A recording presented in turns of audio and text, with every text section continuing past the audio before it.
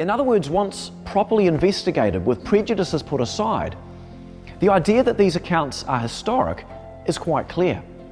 So let me now show you some of the evidence you've probably never heard. And because we need to keep this really brief, we'll focus on just the New Testament for our examples.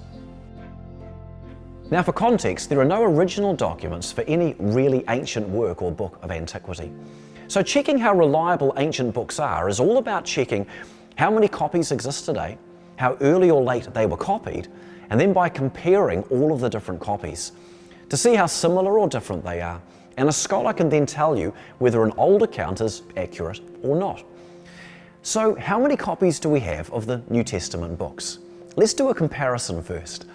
Biblical scholar F.F. Bruce points out that we have about 9 or 10 good copies of Caesar's Gallic Wars, 20 copies of Livy's History of Rome, and for the second most numerous ancient document, which is Homer's Iliad, which records Greek mythologies, there are 643 manuscript copies. And all of these are considered reliable copies of what was originally written. The surprising facts for the New Testament are that there is over 5,686 Greek handwritten manuscripts alone.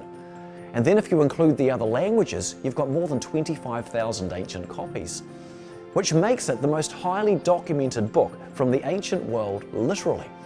Then in terms of how close the copies we have were made to when it was first written, to use the same examples, for Gallic Wars, we're looking at a time gap of 1,000 years from when it was first written. For the History of Rome, it's 400 years to a partial copy and 1,000 years to a full. While the Iliad does better with a 400-year gap. While for the New Testament, it's not a 400-year gap. There are undisputed fragments within 50 or less years after the original, like the John Ryland fragment. Complete books from a little over 100 years, like the Bodmer Papyrus, and compilations of most of the New Testament's books together in a single form within 200 years, like the Chester Beatty Papyri. Which is to say, there is actually no comparison to this. So why is the accuracy of this particular book so aggressively and consistently questioned? To illustrate further, let's say we somehow got rid of all 25,000 copies of the New Testament documents that we have. You know, like the books of this library, we accidentally lost them somehow.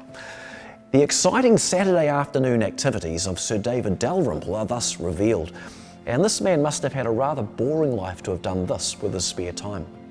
He was asked whether the New Testament could be put together from quotations of Bible verses found in the writings of early Christian writers. And he says, "That question roused my curiosity, and as I possessed all the existing works of the fathers," that's the church writers, "of the 2nd and 3rd centuries, I commenced to search, and up until this time I have found the entire New Testament except 11 verses. He could put the New Testament together except 11 verses from third-party quotations in other books 200 years ago. And the reliability of this book is still being questioned. And there's actually a lot more evidence for the historic reliability of this book than anything that's yet been mentioned. For example, the accusations of skeptics have then suggested the New Testament books must have been written years after the event, so they're unreliable. So that has been investigated. And surprise, surprise, today on the basis of evidences, even liberal, not believing theologians and scholars like John A.T. Robinson conclude that all the New Testament books were written probably between 50 and 75 AD, exactly as claimed, written by eyewitnesses of Jesus' life or by those who recorded their accounts. Not written to make the point 100 or 200 years later like the false Gospels of Thomas and Judas were.